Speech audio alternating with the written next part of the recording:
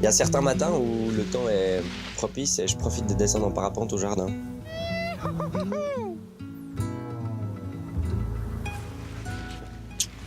C'était cool. C'est un des plus jolis vols. C'était cool. Ça a été super rapide, non? Ouais.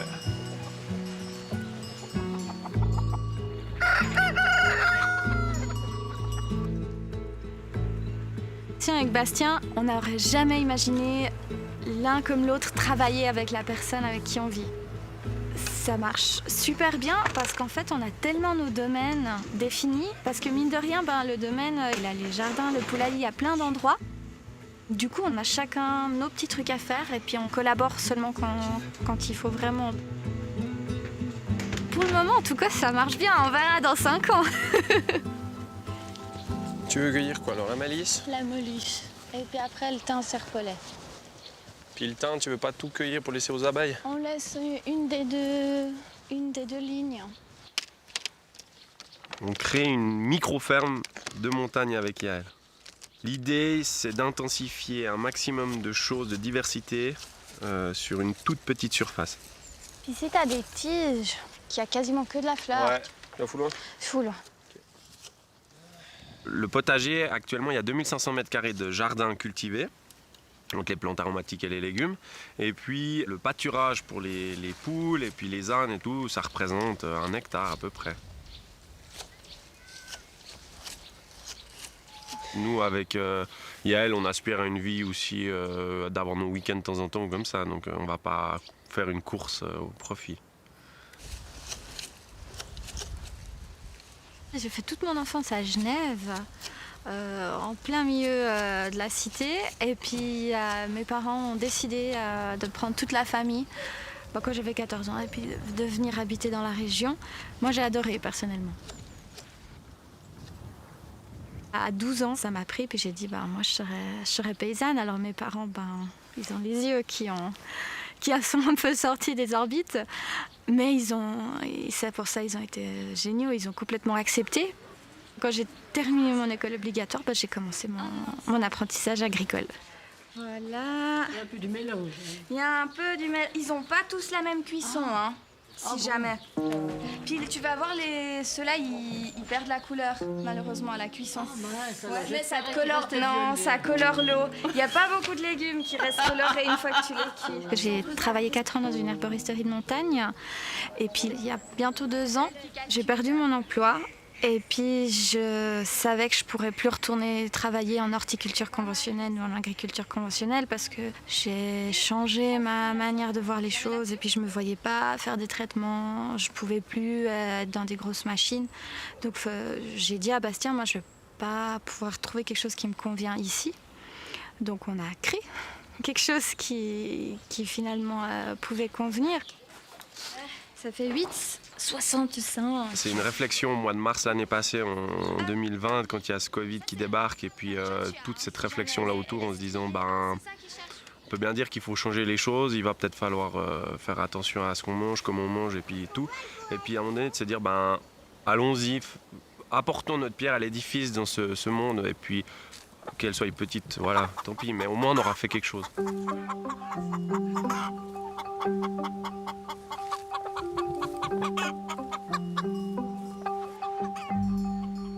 C'est venu super vite grâce à Rogetti que je connaissais déjà, chez qui on collabore aujourd'hui. On lui a dit, écoute Roger, tu as des jardins qui sont ouverts, il faut qu'on en fasse quelque chose. Donc on est parti tout de suite là-dessus en disant, voilà, au Pays d'en Haut, il manque quoi? Il manque des légumes. On commence ça, au pied levé. Il a fallu mettre une serre, il a fallu mettre en place le poulailler. Donc c'est une année où ils ont vraiment énormément de travail. Donc voilà, là je leur donne un petit coup de main avec mes petites machines aussi. L'essentiel, c'est de trouver aussi un chemin d'entente entre eux et nous, que moi je sente que je suis encore un petit peu chez moi autour de ma maison, et puis que mes locataires, ils trouvent aussi leur champ de travail pour faire leur job d'une manière harmonieuse aussi. Pour le moment, c'est parfait. On se met autour de la table et on discute et tout va bien pour ce côté-là.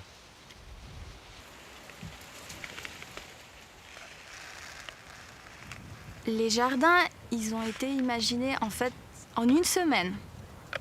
C'était des plantes aromatiques dans ces jardins, je les connaissais déjà. Il a fallu enlever les plantes aromatiques qui commençaient à plus être très productives, donc ça laissait la place pour les légumes. Et en gros, dans les trous, on a planté des légumes. Il faut savoir que les plantes aromatiques, elles ont un pouvoir répulsif envers les ravageurs. Et il y a quand même pas mal de ravageurs qui s'attaquent aux légumes. Donc dans l'idée, une barrière naturelle et autour des légumes. Et après, il y a tellement de facteurs à prendre en compte parce que chaque parcelle a une terre un petit peu différente. Alors ça, c'est mon casse-tête de l'hiver.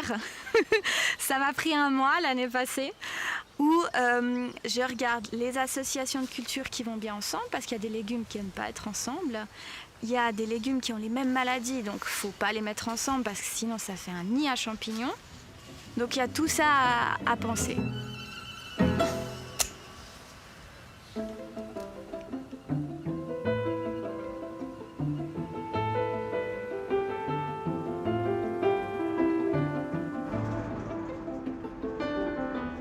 J'ai fait beaucoup de métiers dans ma vie avant. Mon rêve avait toujours été de conduire des trains, donc j'avais fait le métier de constructeur de voies. Après, il fallait que j'apprenne l'allemand. Je suis parti à la Suisskoï au Kosovo pour apprendre l'allemand parce que j'étais un des seuls Suisses romands avec les autres soldats suisses allemands. Puis de fil en aiguille, je me suis retrouvé à faire l'apprentissage de ramoneur dans l'entreprise à mon père. Et puis j'ai dit je vais devenir patron et j'ai mis en place tout ça.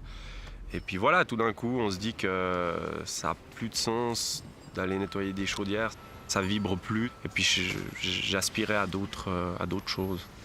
Alors, j'ai les œufs, les courgettes. Elles sont comme tu avais demandé, Ouais. un peu plus petites. Hein. Les tomates super. Ouais. Navets, bottes d'oignons, les haricots. Ils sont super beaux, hein. Bon alors, Ok. bonne journée. Hein. Bonne journée. À Salutations à Yael. Hein. plus. Oui, Ciao, ça ciao. marche.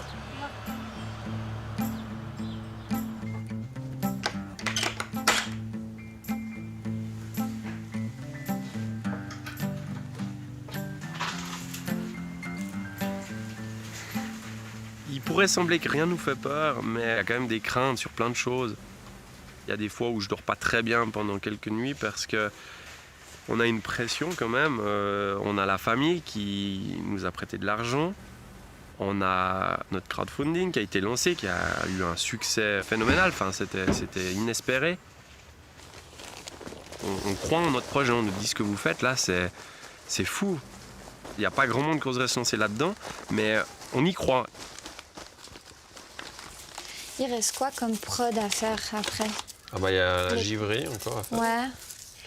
Et puis après il te reste encore le sel aux orties, c'était bon. Il restait le sel au thym à faire. Ouais. Et puis il y a la menthe orangée. Et puis la sauge, s'il en reste Ne pas assez? quasi plus assez, non. Ouais, c'est un projet de vie dans tous les sens du terme. On le vit, on le mange, on le vit à 100%. C'est un projet de vie, clairement, ouais.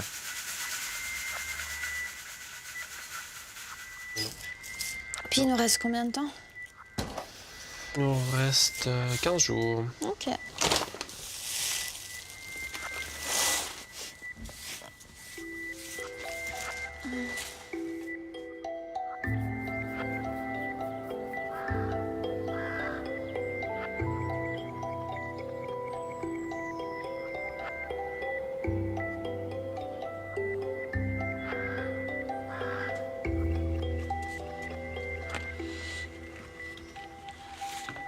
On cultive des légumes à 900 mètres au pays d'en haut. C'est pas quelque chose qui était envisageable il y a peut-être encore 30 ans en arrière avec les conditions climatiques. Donc, autant en profiter. Donc, on arrive gentiment maintenant à pouvoir cultiver des légumes. On cultive avec une saison beaucoup plus courte. Par contre, si on mixe avec des plantes aromatiques, on va se retrouver avec un équilibre où les plantes aromatiques vont nous donner du travail en hiver. Donc, on parie sur la diversité pour rendre durable ce projet de micro-ferme.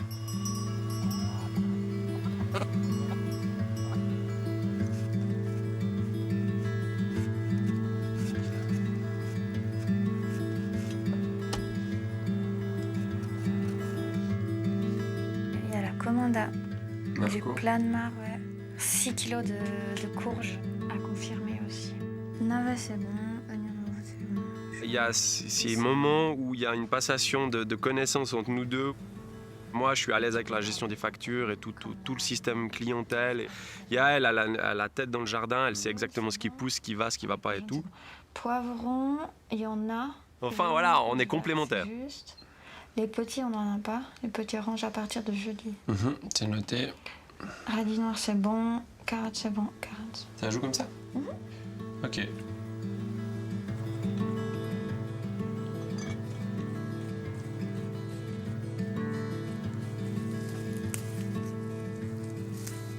Chaque jour, on apprend un petit peu plus. Et puis le petit côté qui est rigolo, c'est que moi, mine de rien, avec mes formations, je suis quand même un tout petit peu conditionnée dans ce que j'ai appris. Et Bastien, qui est pas du tout là-dedans, des fois, il me dit de ces trucs. Et d'abord, bon, je dois dire que je prends pas vraiment au sérieux. Puis après, en réfléchissant, je me dis, mais en fait, c'est génial. Parce que vu que lui, il prend pas en place les contraintes, eh ben, on peut faire vraiment des trucs assez sympas avec les plantes et puis des idées nouvelles qui arrivent. Donc oui, je suis surpris tous les jours.